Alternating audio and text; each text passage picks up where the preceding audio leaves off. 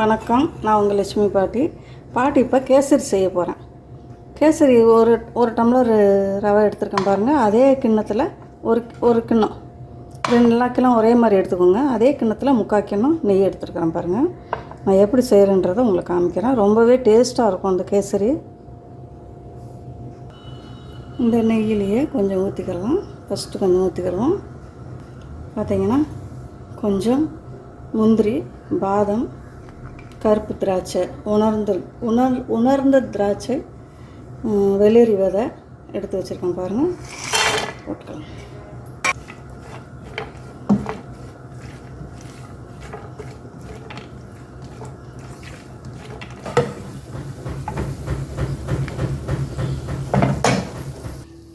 பாருங்கள், எல்லாம் எடுத்துட்டேன். இந்த மாதிரி பொண்ணு ஒருவாளாக வந்த உடனே எடுத்துருங்க. இதில் கொஞ்சமாக நெய் ஊற்றிக்கலாம்.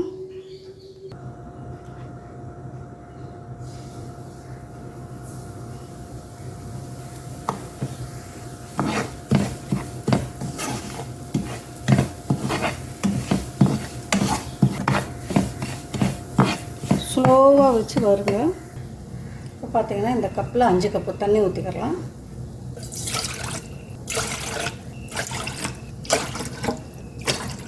அதே கப்புலேயே 1.5 கப்பு சர்க்கரை போட்டுக்கோங்க. உங்களுக்கு போதும்னா 1 கப்பு போட்டுக்கோங்க. நான் 1 கப்பு தான் போடுறேன். 1.5 கப்பு போடலை, 1 கப்பு போட்டுக்கிறேன். போதும்.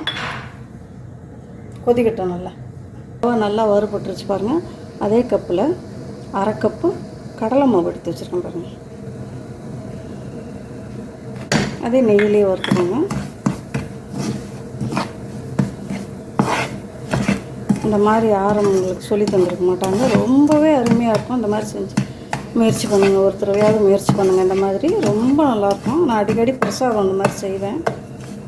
நான் ஒரு 1.5 கப்பு ஏன் போடலை சர்க்கரைனாக்கா கொஞ்சம் மில்க் மைல் போட போகிறேன். அதனால் நான் 1 கப்பு சர்க்கரை போட்டிருக்கேன். நான் மில்க் மைல் போடுறத உங்களுக்கு சொல்லலை. ஸ்டவ் பார்த்திங்கன்னா ஸ்லோவாகவே வச்சுருங்க. ரொம்ப ஃபாஸ்ட்டாக வைக்கக்கூடாது, கருகிடக்கூடாது. கலர் பார்த்திங்கன்னா பீட்ரூட் கலரும் கேரட் கலரும் தான் எடுத்து வச்சுருக்கிறேன் பாட்டி. இது ரெண்டையும் மிக்ஸ் பண்ணி தான் போட போகிறேன். நான் 2 சாறு எடுத்து நான் சர்க்கரை பாவில் மில்ட் பண்ணி வச்சுருக்கிறேன். கலருக்கு, கேசரிக்கு, பாயாசத்துக்கு எல்லாத்துக்குமே போடுவேன்.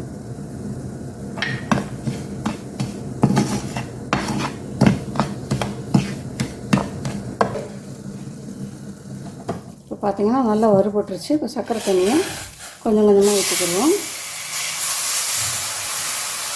கொஞ்சம் கொஞ்சமாக ஊற்றணும். அதிகமாக அப்படியே ஊற்றிடாதீங்க.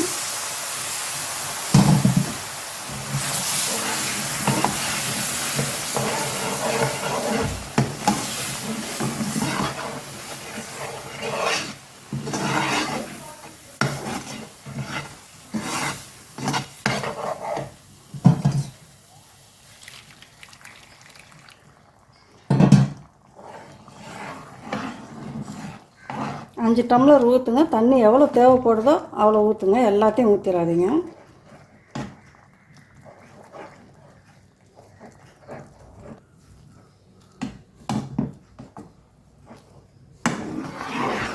கட்டி விழும். தட்டி அப்படியே இது பண்ணி விடுங்க.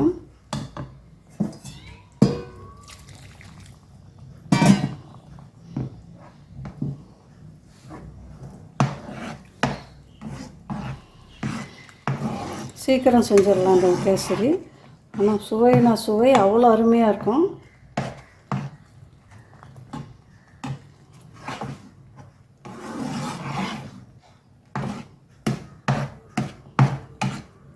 இது தண்ணி இழுக்க ஊற்றிக்கோங்க. எல்லா தண்ணியும் ஒரே தடவை ஊற்றிடக்கூடாது. இப்போ என்ன பண்ணுங்கள், மில்க் மைட் எடுத்து வச்சுருக்கேன் பாருங்கள். 1/2 கப்பு அது ஊற்றிக்கலாம்.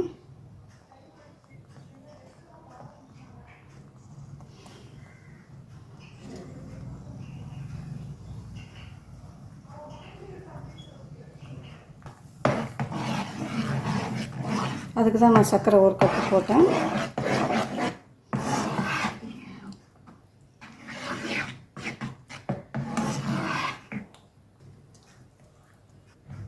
இப்போ ஏலக்காய் பொடி போட்டுக்கலாம். கலரை போட்டுக்கலாம். இந்த கலர் வராது, நல்லா திக்காக இருக்கும்.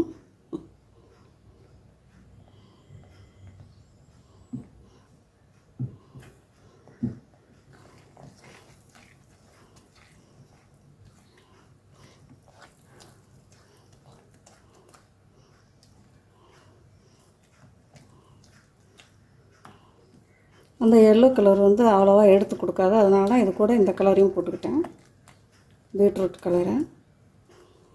இப்போ நம்ம எடுத்து வச்சுக்கிற நெய் இருக்குது இல்லையா, அது இன்னும் கொஞ்சம் ஊற்றிக்கலாம்.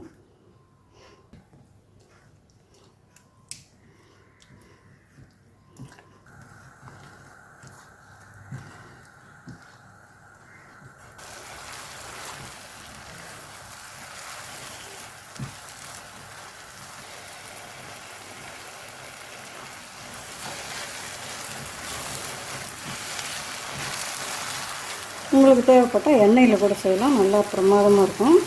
எண்ணெய் இருந்தால் எண்ணெயிலே பண்ணுங்கள், அது வாசனை இல்லாத எண்ணெயில் பண்ணுங்கள், ரொம்பவே நல்லாயிருக்கும். இந்த நட்ஸெல்லாம் இல்லாட்டி வெறும் முந்திரி பருப்பும் திராட்சை பழமும் போட்டுக்கோங்க. அதெல்லாம் ரொம்ப கம்மியான விலை தான், அதிகமான விலை கிடையாது. பயப்பட வேணாம், பாட்டி இதெல்லாம் போடுறாங்களே நம்ம இதெல்லாம் செய்ய முடியாது அப்படின்னு பயப்படாதுங்க. ரொம்ப ரொம்ப குறைஞ்ச விலை இதெல்லாம், இந்த நட்ஸெல்லாம். இந்த விதைங்கள்லாம் கடையில் போய் கேட்டு பார்த்திங்கனாலே ஆச்சரியப்படுவீங்க, ரொம்ப குறைஞ்ச விலை தான். பார்த்திங்கன்னா ரெடி ஆயிடுச்சு. இப்போ இறக்கிடலாம். ஸ்டவ் ஆஃப் பண்ணிடுவோம். ஆஃப் பண்ணிவிட்டு இதெல்லாம் குள்ளே போட்டுருவோம்.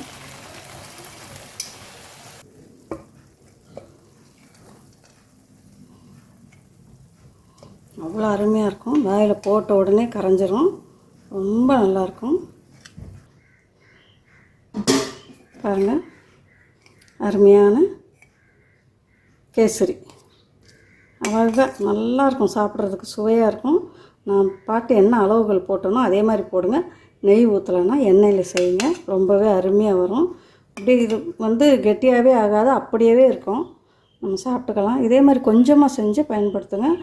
நிறைய ஃபேமிலி இருந்தீங்கன்னா அந்த கிண்ணத்தில் 2 கிண்ணம் போட்டுக்கோங்க. ஒரு கிண்ணம் போட்டாலே எப்படியும் 10 பேர் சாப்பிட்லாம்.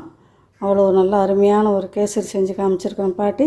இதே மாதிரி நீங்களும் இந்த மாதிரி கேசரி பாட்டி என்னென்ன போட்டிருக்கேன்றது பார்த்துட்டு ஒரு தடவை முயற்சி பண்ணி பாருங்கள், சுவைச்சு பாருங்கள், ரொம்பவே அருமையாக இருக்கும். இந்த வீடியோ பிடிச்சா உங்கள் ஃப்ரெண்ட்ஸுக்கெலாம் ஷேர் பண்ணுங்கள். பாட்டிக்கு ஒரு லைக் தட்டி விட்டுருங்க. பாட்டிக்கு சப்ஸ்கிரைப் பண்ணுங்கள். தேங்க்யூ. அடுத்து ஒரு நல்ல வீடியோவில் பார்க்கலாம்.